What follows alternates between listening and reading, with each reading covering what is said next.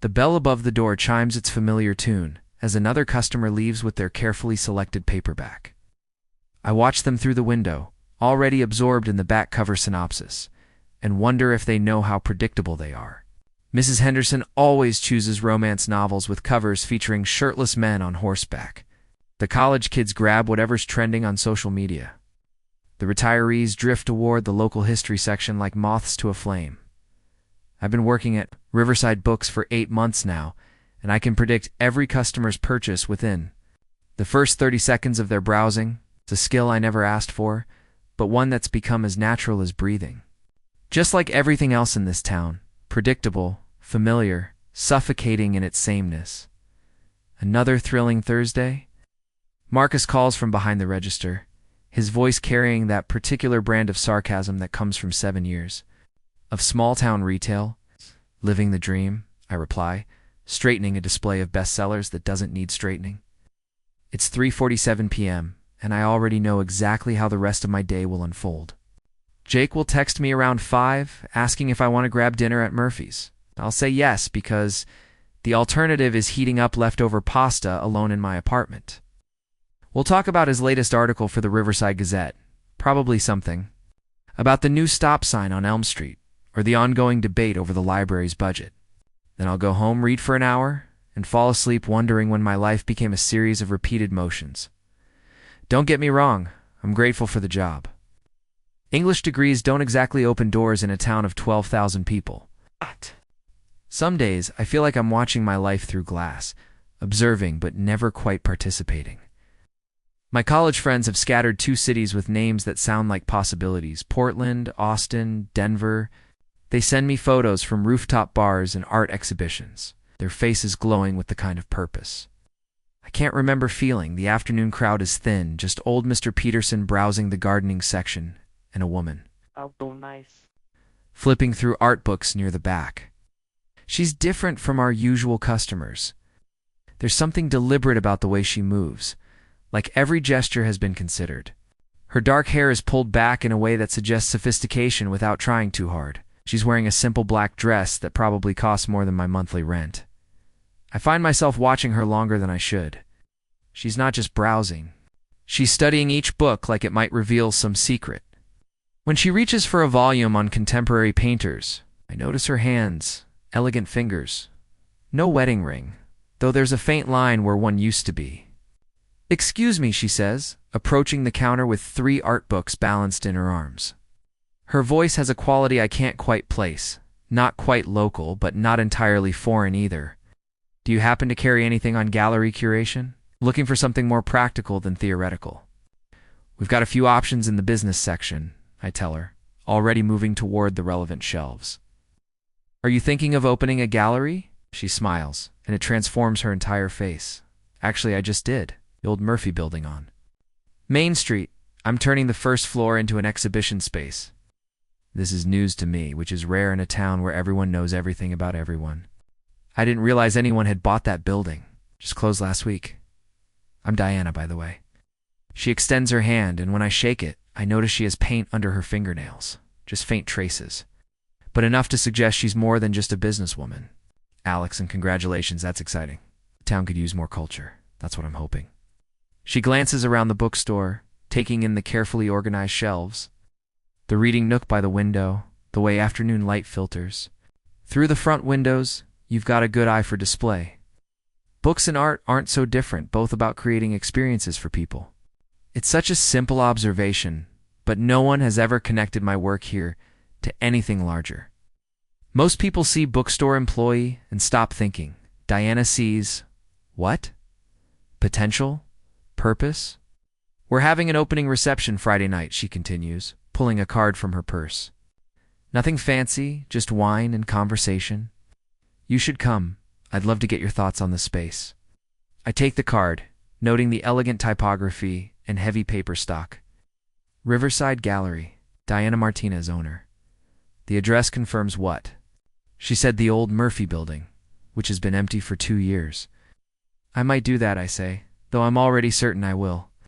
Not because of any particular interest in art, but because something about Diana makes me curious in a way I haven't felt in months, After she leaves with her books on gallery management and arts marketing, I find myself standing at the window watching her walk down Main Street. She moves with purpose, like someone who knows exactly where she's going and why. It's a quality I envy. Come on, Alex. You can't spend another Friday night reorganizing your bookshelf. Jake's voice carries that familiar note of friendly exasperation. As he adjusts his tie in my bathroom mirror, he's dressed up for the gallery opening, khakis, and a button-down that actually fits him properly, which means he borrowed it from his older brother. My bookshelf is perfectly organized, thank you. Very much. By publication date. Who organizes books by publication date? People who appreciate chronological context, I reply, but I'm already reaching for my jacket. The truth is, I've been thinking about Diana's invitation all week, turning it over. In my mind, like a puzzle piece that doesn't quite fit anywhere. Besides, Jake continues, this is big news. New business downtown in 3 years. I need to cover it for the paper, and you need to. He pauses, studying my reflection. What exactly do you need to do? Exist in public, apparently. That's the spirit. The walk to Main Street takes us past all the familiar landmarks of my childhood, the hardware store where I bought my first bike helmet, the diner where my parents took me after every school play, the park where Jake and I spent countless summer afternoons. Everything looks the same as it did 5 years ago. 10 years ago, probably 20. Sometimes I wonder if I'm the only thing that's changed. And even that's debatable. The old Murphy building is transformed. Warm light spills from large windows that were previously covered with newspaper and for rent signs. Through the glass, I can see clusters of people holding wine glasses, their voices creating a gentle buzz that carries into the evening air. It looks like half the town showed up, Jake observes, pulling out his phone to take a photo. This'll make a good lead for next week's issue. Inside, the space is more impressive than I expected. Diana has managed to make the old building feel both historic and contemporary. Exposed brick walls display paintings and photographs, while carefully placed lighting creates intimate conversation areas. The overall effect is sophisticated without being intimidating, a difficult balance in a town.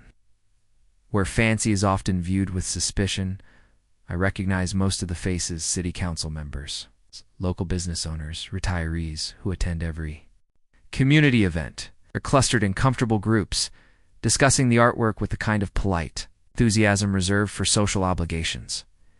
Jake immediately gravitates toward Mayor Williams and the Chamber of Commerce president, his reporter instincts kicking in. I grab a glass of wine from a passing server and drift toward the walls, where I can observe without being observed. The paintings are varied, some local landscapes I recognize, others more abstract pieces that seem to capture emotions rather than places. In the corner, a series of black and white photographs shows abandoned buildings around the county, their decay somehow beautiful in the careful framing. Finding anything that speaks to you? Diana appears beside me so quietly, almost jump. She's wearing a deep blue dress that makes her dark eyes even more striking. And she looks completely in her element, confident but not distant, professional but warm. The photographs are incredible, I tell her honestly. They make me see places I drive past every day in a completely different way. That's exactly what I was hoping for. Art should change how we see the world, don't you think? Even the familiar world. I nod, studying a particular image of the old grain elevator on the outskirts of town. In real life, it's just a crumbling eyesore that the city council debates, tearing down every few months. In this photograph, it's a monument to something lost, something that mattered to people who are no longer here to defend it. You're looking at that like you're trying to solve it, Diana observes, echoing something in her tone that makes me turn to face her. Maybe I am. I've driven past that building 1,000 times, but I've never really seen it before. Does that make sense? Perfect sense. That's what good art does. It makes the invisible visible. She sips her wine, studying me with the same intensity I was just giving the photograph. Most people here are looking at the pretty landscapes, the safe choices. But you went straight to the challenging pieces. I feel heat rise in my cheeks. I guess I'm drawn to things that make me think. That's rare, she says simply. and something in her voice suggests she's not just talking about art appreciation. The evening progresses with the typical rhythm of small town. Social events, polite conversations about the weather, compliments. On the gallery space, questions about Diana's background that toe the line between friendly curiosity and gentle interrogation. I watch from the edges, nursing my wine and observing the social dynamics I've never quite learned to navigate. Diana moves through the crowd with practiced grace, equally comfortable discussing technique with the high school art teacher and market trends with the bank president. But I notice that her eyes occasionally find mine across the room, brief moments of connection that make my pulse quicken. Around 9 o'clock, the crowd begins to thin. The older attendees make their excuses first, early mornings and familiar, routines calling them home. Younger crowd lingers, but even they start drifting toward the door as the wine runs low and conversation topics exhaust themselves. I should leave. Jake already went home to write his article and I have an opening. Shift at the bookstore tomorrow. But I find myself gravitating toward a painting in the back corner of the gallery, an abstract piece that seems to shift and change depending on the angle of view. That's my favorite too, Diana says, appearing beside me again. The gallery Has grown quiet enough that I can hear the slight rasp in her voice, probably from an evening of constant conversation. What do you see in it? I ask, genuinely curious. Movement. Change. The suggestion that nothing is as fixed as it appears. She tilts her head, studying the canvas. The artist, she's from Chicago, told me she painted it during a period of major life transition, divorce, new city, career change. All the upheaval shows up in the brushstrokes. Is that why you chose it for your gallery? Diana looks at me sharply, as if I've touched on something more personal than intended. Partly, I'm going through some transitions myself. The admission hangs in the air between us. Around us, the last few guests are saying their goodbyes. There. Voices echoing slightly in the high-ceilinged space. Soon, we'll be alone. What brought you to Riverside? I ask, then immediately worry I'm being too personal. But Diana doesn't seem to mind. Divorce, she says with a wry smile. And the desire to build something that's entirely mine. In Chicago, I was always someone's wife, someone's plus one. Here, I can be just Diana. I understand that feeling more than she knows. Sometimes being known can feel like being trapped. Exactly. She turns to face me fully, and I realize we're standing closer than casual conversation requires. most. People don't get that. They think being known is the same as being seen. But it's not, I say, the words coming out more intensely than I intended. Being known is just ... inventory. Facts and assumptions. Being seen is different. Diana nods.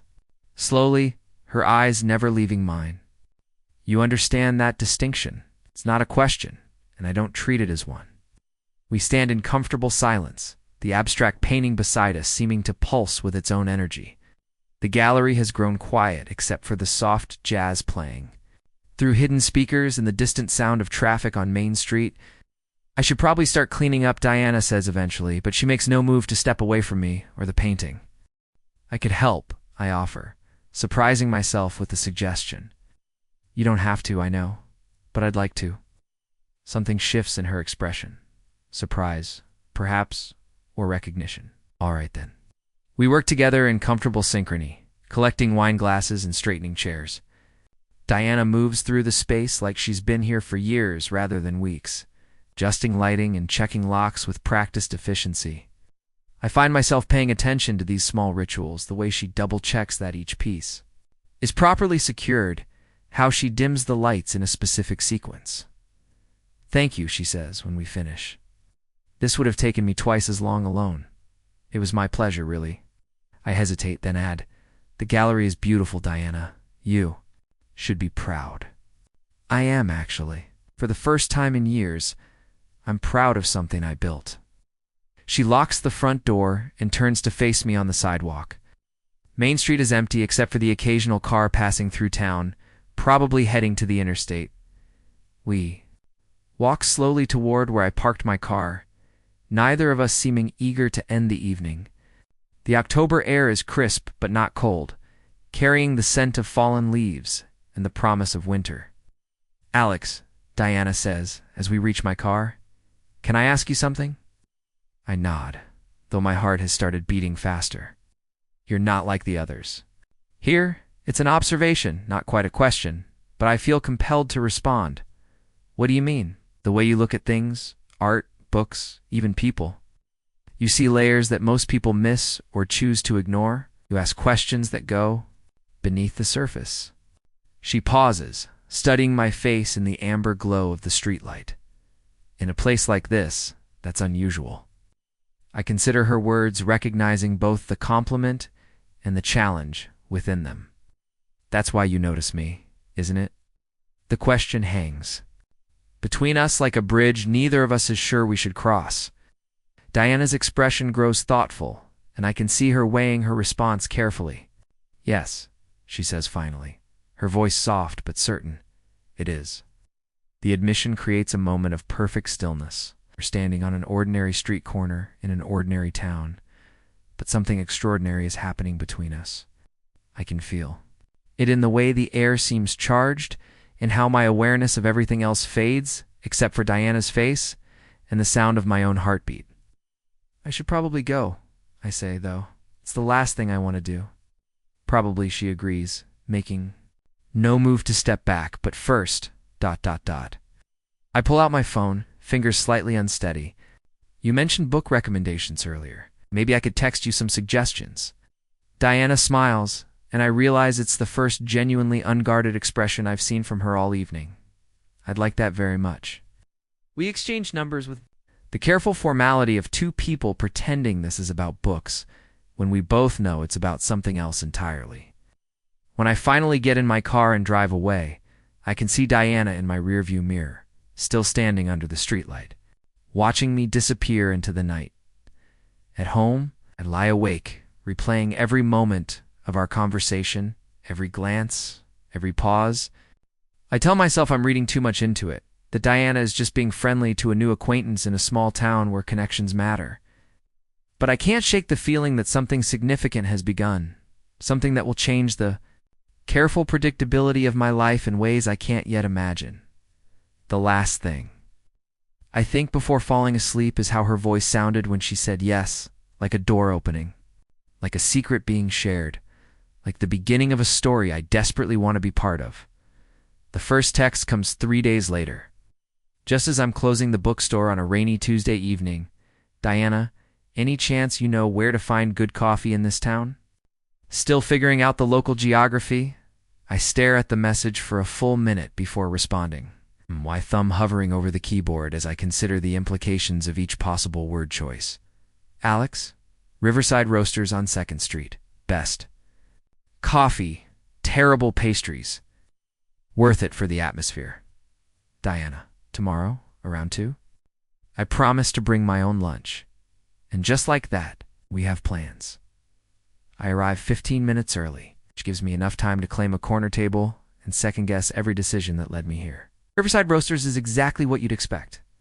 From a coffee shop in a town of 12,000 mismatched furniture, local art on the walls, and a barista named Crystal who knows everyone's order by heart. It's the kind of place where you can't escape conversation, which makes it either the perfect choice or the worst possible one for whatever this is becoming. Diana walks in at exactly 2 o'clock. I realize I've been holding my breath. She's dressed more casually than at the gallery, jeans and a cream-colored sweater that makes her skin look luminous. When she spots me, her smile is immediate and genuine, like seeing an old friend rather than someone she barely knows. "You were right about the pastries," she says, settling into the chair across from me with a coffee and what appears to be a homemade sandwich. "I stopped at the deli first." Smart woman. Crystal means well, but her muffins could double as paperweights. Fall into conversation with surprising ease. Diana asks about the bookstore. I find myself telling her things I've never articulated before, how I love the way books can transport people, how I've started recognizing customers' moods by their genre choices, how working there has made me both more patient and more restless. "You're a natural observer," she says, wrapping her hands around her coffee mug. "That's a gift." Sometimes it feels more like a curse, seeing patterns everywhere, predicting outcomes. It can make life feel predetermined. Is that why you stayed? Here after college? Fear of unpredictability? The question catches me off guard with its directness. Partly. Also guilt, convenience, the usual suspects of post-graduation paralysis. I study her face, looking for judgment but finding only curiosity. What made you leave Chicago, my ex-husband? Her voice carries a slight edge that wasn't there before. He was. We were like two actors who'd been playing the same roles for so long, we forgot who we really were underneath. When I finally remembered, I realized I didn't want to be married to his version of me anymore. That sounds lonely. But it's different being alone by choice versus being alone in a marriage. At least now the loneliness is honest. I nod, understanding more than she knows. We sit in comfortable silence watching other customers come and go, the usual mix of retirees, remote workers, and high school students avoiding homework. Can I ask you something? Diana says eventually. Of course, what do you want, Alex? Not what your parents want, not what makes practical sense. What do you actually want? It's such a simple question, but it hits me like a physical blow. I've spent so much energy analyzing everyone else's desires that I've never seriously examined my own. I want to matter, I say finally. I want to have conversations that change something, even if it's just how someone sees themselves. I want to stop feeling like I'm watching my life happen to someone else. Diana's expression grows soft. You do matter. You just matter to the wrong people right now. The statement hangs between us, loaded with implications neither of us is ready to address directly. Our accidental meetings become a regular Tuesday and Thursday occurrence. The topics grow deeper. Her struggles with starting over at 38, my complicated relationship with my family's expectations, her passion for art as a form of communication, my dreams of writing that I've never shared with anyone else. By the fourth week, we've moved past the pretense of coincidence. These are dates in everything but name, and we both know it. Year on my divorce was final 6 months ago, Diana tells me during our 7th coffee meeting, apropos of nothing we've been discussing. I haven't told anyone in town that detail.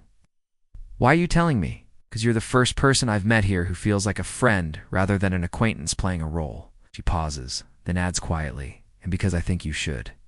No, I understand. In the careful social choreography of small towns, marital status matters. A recently divorced woman having regular coffee with someone 15 years younger will generate talk, regardless of how innocent the meetings appear. Does it bother you, I ask? The potential gossip? Should she admits. But no, it doesn't. Not enough to stop. The following Tuesday, Diana doesn't come to the coffee shop. I check my phone obsessively between customers, wondering if I've misread signals or crossed some invisible line. By closing time, I've convinced myself that she's come to her senses about our friendship and decided to maintain appropriate boundaries. I'm restocking the poetry section when the bell chimes at 4:47 p.m. to 13 minutes before closing. I look up to find Diana browsing the new releases, her presence so unexpected that I actually gasp. Sorry, she says, not looking sorry at all. Had a client meeting run long and missed our usual time. Thought maybe I could browse while you finish. Up. The bookstore after hours has always been my sanctuary. Quiet, suffused with the particular peace that comes from being surrounded by stories. Having Diana here transforms the space into something else entirely. She moves through the aisles with the same careful attention she showed at the gallery, but here, watching her in my domain, I feel a proprietorial pride I've never experienced. Find anything interesting? I ask, approaching where she's examining our limited philosophy section. Actually, yes. She holds up a slim volume of Nerutha's poetry. Been thinking about what you said last week about wanting conversations that change things. Poetry does that. It takes familiar emotions and makes them feel new. Love is so short, forgetting is so long, I quote, without thinking. Diana's eyes widen slightly. You know, Nerutha, so my college literature professor, was obsessed with the Romantics, said understanding love poetry was essential to understanding human nature. And do you understand human nature? The question feels loaded, particularly here in the intimate space of the closed bookstore. I understand. observation, pattern recognition. But the deeper stuff. I shrugged. I think I'm still learning. Diana steps closer, the book still in her hands. What have you learned so far? That people reveal themselves in small moments rather than grand gestures. The books they choose, the way they hold their coffee, what they notice when they think. No one's watching. What do I reveal? The question is barely above a whisper. And suddenly we're standing close enough that I can smell her perfume. Something subtle and warm that makes me think of museums and expensive hotels. My heart is beating so hard I'm certain she can hear it. You reveal that you're careful with beautiful things, I say, watching her fingers trace the book's cover. But also that you're not afraid of intensity. You choose the challenging pieces. The complicated emotions? Is that what I'm doing now? Before I can answer, she reaches past me for another book on the shelf, and her hand brushes mine. It's barely contact, the back of her fingers against my wrist, but the effect is electric. We both freeze, the accidental touch stretching into something intentional. Diana, I start, but I don't know how to finish the sentence. I know, she says softly, stepping back but maintaining eye contact. Should probably buy this and go. But neither of us moves. The bookstore feels impossibly small and infinitely vast at the same time, filled with the weight of everything we're not saying. The poetry section has always been my favorite, I say, grasping for normalcy. Why? Because poets are brave. They say things the rest of us only think. Diana nods slowly, her gaze dropping to the book in her hands. Maybe that's what I need.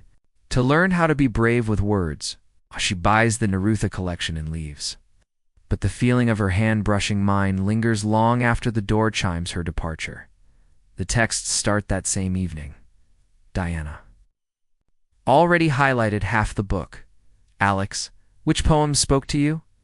Diana, tonight I can write the saddest lines. It's about loss, but also about the beauty in acknowledging what was real. Even when it's over? Alex, that one always destroys me. The line about writing sadness to console ourselves, Diana, to hear the immense night, still more immense without her. Yes, that's exactly what the end of my marriage felt like. What begins as literary discussion evolves over the following weeks into something more intimate. Our text conversations stretch later and later into the night, covering everything from childhood memories to fears about the future. Diana tells me about her mother's death 2 years earlier, how it catalyzed her decision to leave her marriage. I confess my terror of becoming like my father, a good man who settled for contentment when he dreamed of adventure. Diana, do you think we become our parents inevitably, or is it a choice we make without realizing? Alex, maybe it's about which parts we choose to inherit. My dad's kindness, but not his resignation. Your mom's strength, but not her regrets. Diana, you think my mom had regrets? Alex, don't we all? The question is whether we let them define us or teach us. Diana, when did you become so wise? Alex, somewhere between customer service and insomnia, I think. Diana, speaking of insomnia, are you free tomorrow evening? I got a new shipment of pieces for the gallery. Could use another pair of eyes to help arrange them. My pulse quickens as I type my response. Alex, what time? Diana, after closing, say 8 p.m. I'll provide wine to make up for the manual labor. I arrive at the gallery to find Diana. I'd been busy transforming the space again. New paintings lean against walls, and she's moved furniture to accommodate different arrangements. She's changed from her daytime clothes into dark jeans and a soft gray sweater that makes her look younger, more relaxed. Perfect timing, she says, handing me a glass of red wine. I'm completely stuck on where to hang the new acquisitions. We spend the next hour moving paintings around the space, debating composition and flow. The wine loosens our conversation, and I find myself sharing opinions more freely than usual. Diana listens to my suggestions with genuine interest, even implementing several of them. You have a good eye for this, she says as we step back to evaluate our work. It's just about seeing relationships between colors, themes, emotions. Not so different from recommending books. No, it's more than that. Diana sits down on the small couch she keeps in the back corner of the gallery, wine glass balanced on her knee. You understand how people experience beauty? That's rare. I join her on the couch, hyper-aware of the space between us and the way.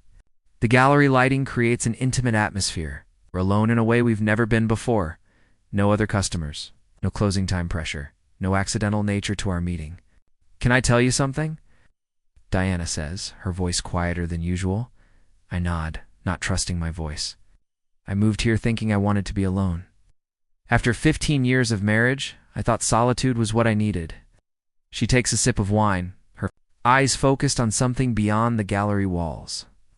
But spending time with you has reminded me that there's a difference between being alone and being lonely. Which are you now? I'm not sure. That's what scares me. The admission hangs in the air between us.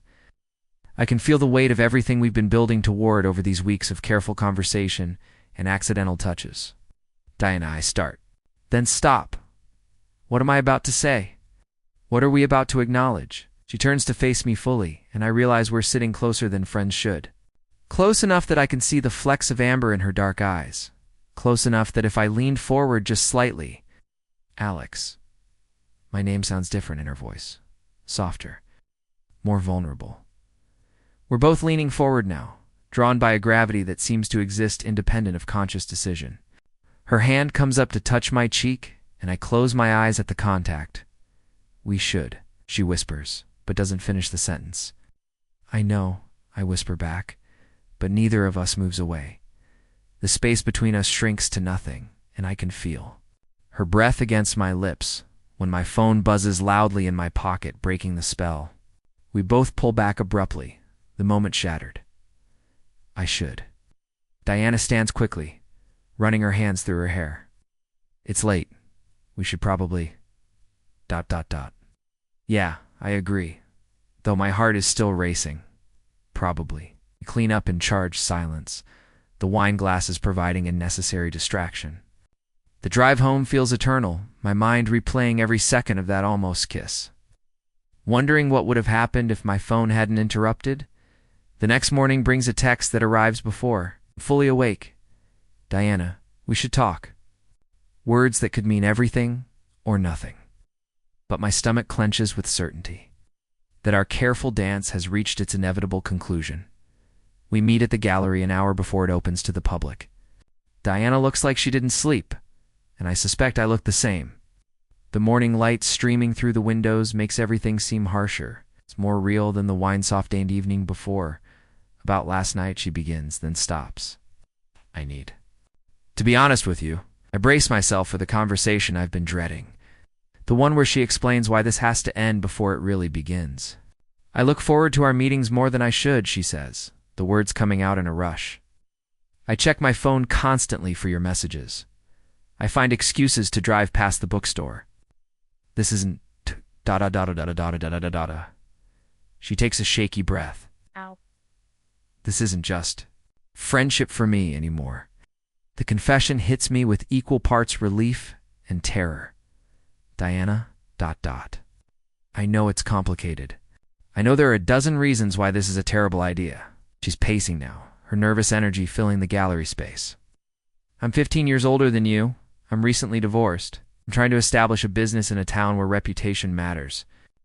And I think about you constantly, I interrupt, the words spilling out before I can stop them. I wake up wondering what you're doing, fall asleep replaying conversations we had. I've never felt this way about anyone before. Diana stops pacing, her eyes finding mine across the room. You're the most intelligent person I've ever met, I continue.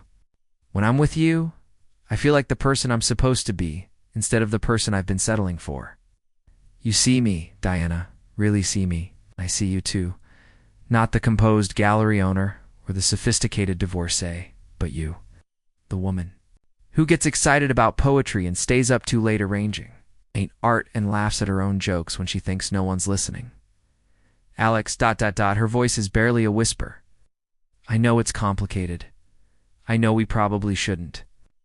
But I also know that walking away from this, from you, would be the biggest mistake I ever make. The gallery falls silent except for the distant hum of traffic on Main Street.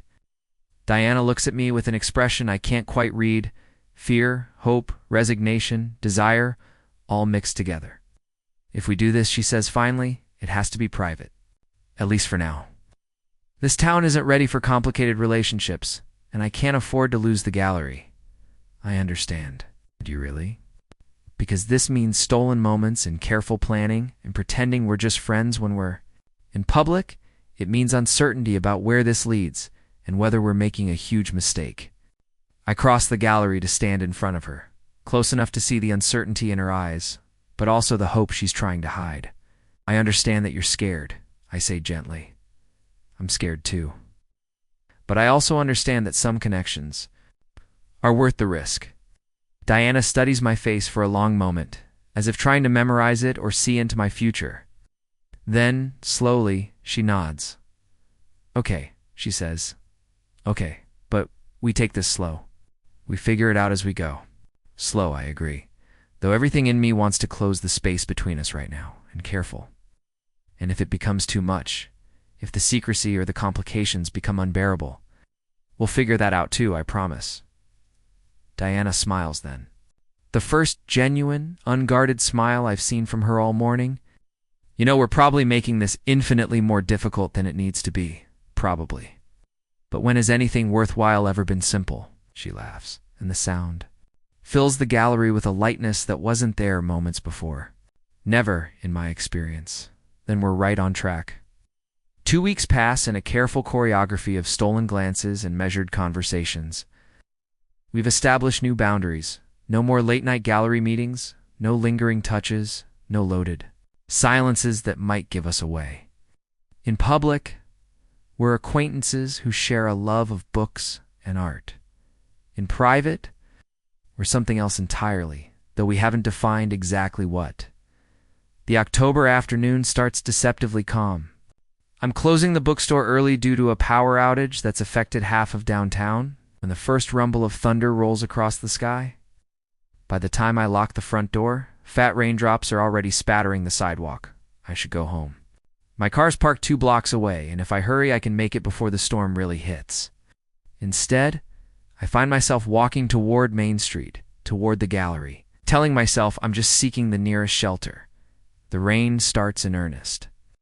As I reach Diana's door, I can see her through the window, alone in the gallery, adjusting the lighting on a new display. When she spots me standing in the downpour, her expression shifts from surprise to concern to something warmer. Alex. She opens the door before I can knock. Get in here before you drown. I step inside, immediately aware of how I must look. Hair plastered to my head, clothes damp and clinging. Sorry, I was walking back to my car when the storm hit. Just needed ... Shelter, she finishes. But her eyes suggest she knows there were closer options. The gallery feels different in the stormlight, intimate and protected. Like a sanctuary separate from the outside world. Rain pounds against the windows, with increasing intensity, and another rumble of thunder rattles the old building's windows. Let me get you a towel, Diana says, disappearing into the small office space behind the main gallery. She returns with a soft gray towel and a concerned expression. You're shivering.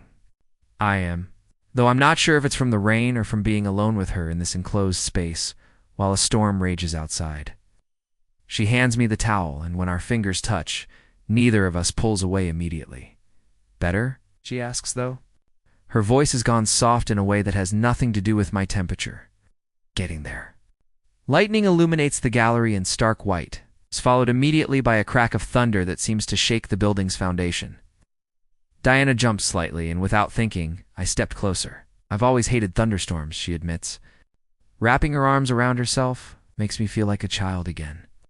You don't have to be brave all the time, I tell her, and something in my tone makes her look up sharply, don't I? With me? The admission hangs between us as another flash of lightning turns the gallery into a series of shadows and sudden illumination. In that strobing light, I can see everything Diana usually keeps hidden: vulnerability, longing, fear, desire, all playing across her features. Alex, she whispers, and my name sounds like a warning and an invitation. I know we said we'd be careful, I say, stepping closer until there's barely a foot of space between us. I know we agreed to take things slow. We did. But I can't stop thinking about what almost happened that night. about how it felt when you touched my face." Diana's breath catches audibly. "Can't, double quotes. Can't what? Can't want this? 'Cause I do want this, Diana. I want you." Another thunderclap. And this time, she doesn't jump because I'm close enough to steady her, my hands finding her waist instinctively. She looks up at me with eyes that are dark and uncertain and filled with the same longing I've been carrying.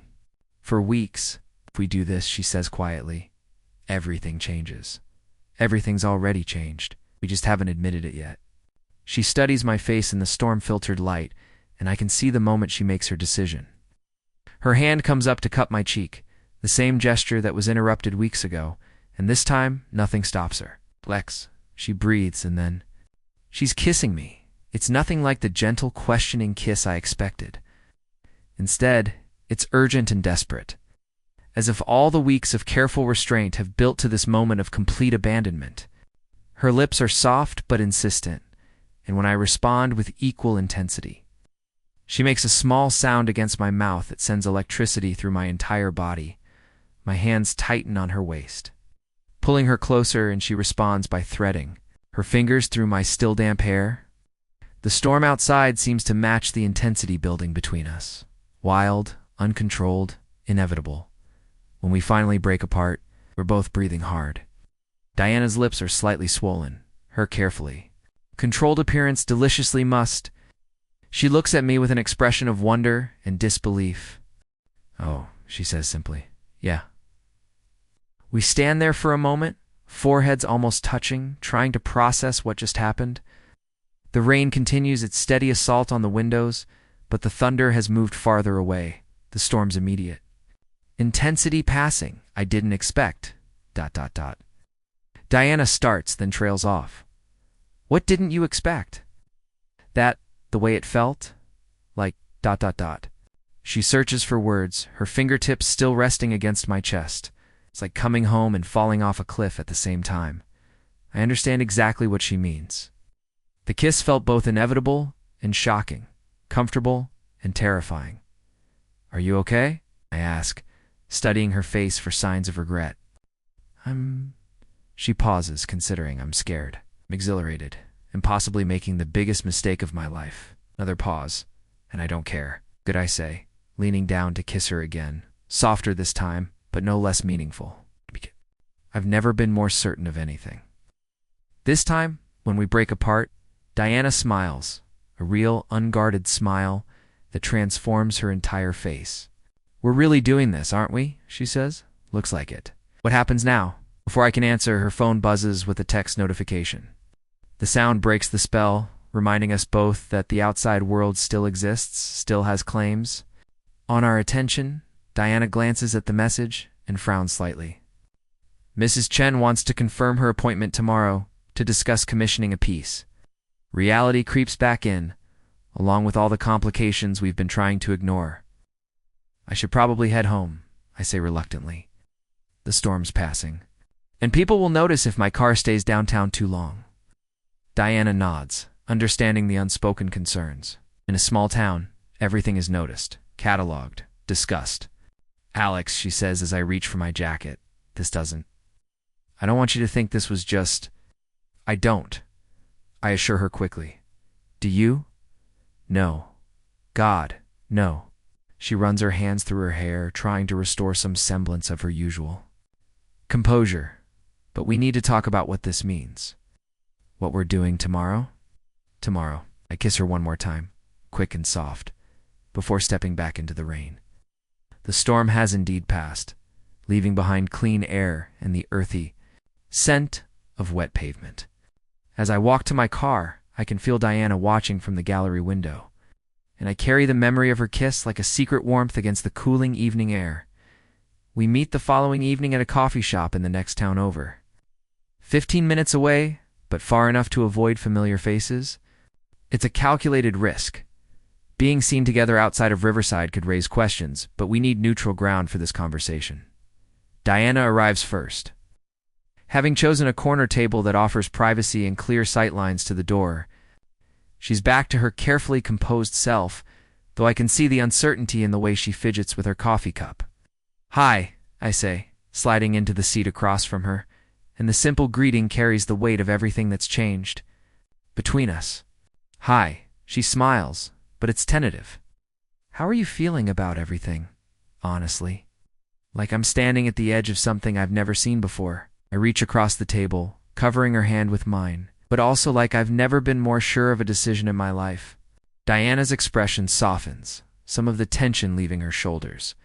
I've been awake most of the night thinking about this, and I keep coming back to the same conclusion. I care about you, Alex, more than I should, more than is probably wise, but I do. But we need to be realistic about what we're getting into. We turns our hand palm up, interlacing our fingers.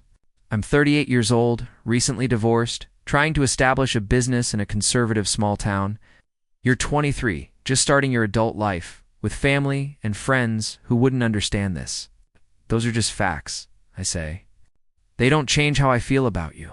They change how the world will see us if we're discovered. I consider this recognizing the truth in her concern. So we're careful, discreet. It means more than just being careful, Alex. It means stolen moments and careful planning and always being aware of who might be watching. It means I can never introduce you as what would I even call you? Your person, I say without hesitation. That's what you'd call me. Your person. Diana's eyes soften at this, and she squeezes my hand. It also means dealing with the judgment that will inevitably come. People will have opinions about the age difference, about my motivations, about whether I'm taking advantage of you. Are you taking advantage of me? No, she says firmly. But that won't stop people from thinking it. Then let them think it. Their opinions don't define us. You say that now, but wait until it's your mother asking pointed questions, or your boss wondering if your judgment is compromised, or your friends looking at you differently. I lean forward, capturing her gaze. Diana, listen to me. I spent 23 years being the person everyone expected me to be. Good student, dutiful son, reliable employee. And I was miserable. For the first time in my life, I'm choosing something just because I want it, just because it makes me feel alive. I'm not going to apologize for that, even if it costs you relationships. Opportunities. Even then. Because being with you doesn't diminish me, Diana. It reveals me. The person I am when I'm with you is who I've always wanted to be. Diana is quiet for a long moment, staring at our joined hands. You make it sound so simple. Maybe it is. Maybe we're the ones making it complicated. Or maybe I'm just trying to protect us both from making a mistake we can't undo. Is that what you think this is? A mistake? Diana's voice is quiet but firm. This is terrifying and wonderful. Since my divorce, I've been half alive. With you, I feel human again. I think I'm falling for someone I shouldn't, and I'm scared. It means we figure it out. Together, I say one day at a time, she agrees, but with rules. No PDA, no overnights, no regular spots, and no telling anyone. If people ask, we're collaborating books for her gallery, art advice for my bookstore. In public, yes, she adds, kissing my hand. In private, we're two people brave enough to see where this leads. Even with secrecy, I ask. I'd rather have stolen moments with you than openness with anyone else, I reply. Weeks later, Jake notices. Over beers, he narrows. His eyes, you're different. Lighter. And Mrs. Patterson saw you in Millerville with the gallery woman. I keep my voice calm. Diana Martinez. We're discussing a book section for her gallery. He doesn't buy it fully. That night, I text Diana. We need to be careful. She suggests a break, but admits she doesn't want that. I insist. We'll handle things together. With her gallery's anniversary party looming, we make a plan. Hide in plain sight. We'll act like professionals, nothing more. At the party, Diana floats gracefully through the crowd. Our interactions are brief, calculated, but every glance feels electric. The mayor praises our collaboration, and we play our roles convincingly. Still, Jake watches with his reporter's suspicion. After cleanup, finally alone, Diana hesitates. Maybe we should consider... No, I cut in. We adapt. We don't give up. She studies me. You're asking me to risk everything I've built. I'm asking you to trust this. If it goes wrong, we face it together. Her voice is soft. together. Anna, 3 months ago I was sleepwalking.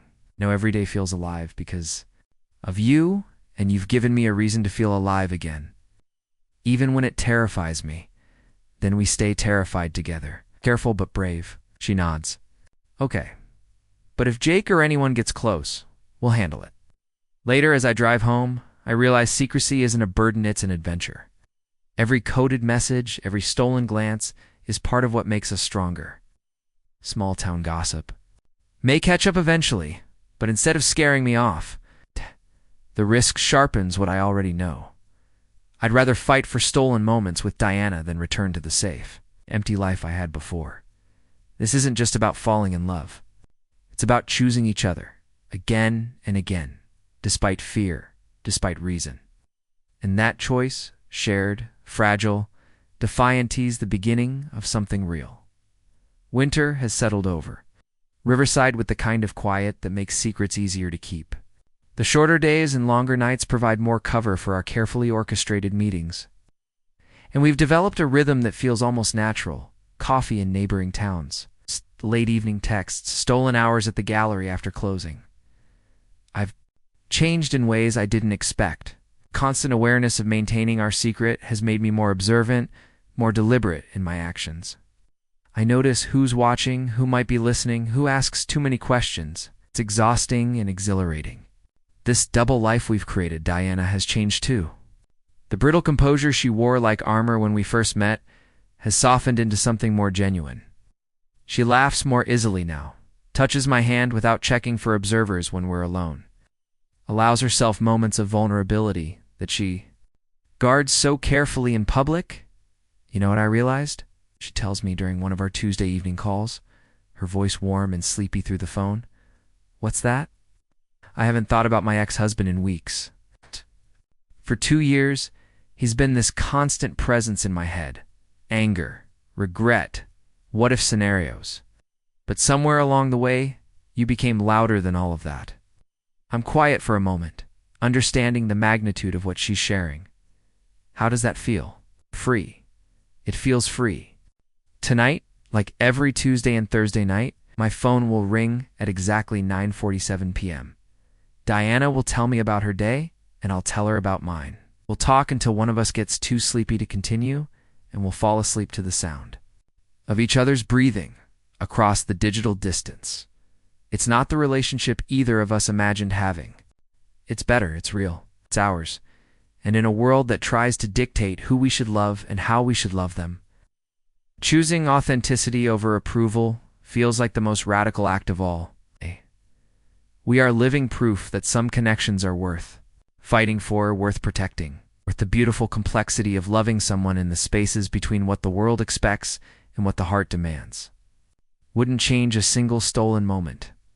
Our late-night conversations have become the best part of my day, and guarded. I'd quote exchanges about books, memories, dreams, or sometimes silence. What once felt like a burden, our secrecy, has become its own language. A brush of hands, a coded text, a shared glance across a room says what we can't speak aloud by February. Diana's gallery has thrived, drawing visitors from across the region and earning praise in the press. I remain invisibly and unnamed. Advisor clapping from the back rows, proud but hidden. During the Spring Arts Festival, she shines at the center of town life, while I linger on the edges, our eyes meeting only briefly. In that glance, we say everything we cannot. Later she texts, "Wish you could be here."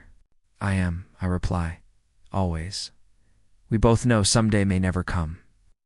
Small towns remember too much, and Diana's reputation matters. Yet I've made peace with the secrecy. 6 months ago, I was drifting through a predictable life. Now I carry Diana with me everywhere, in her poetry, in how I see the world, in the quiet joy of being known. What we share may not fit convention, but it's real, and that makes it extraordinary.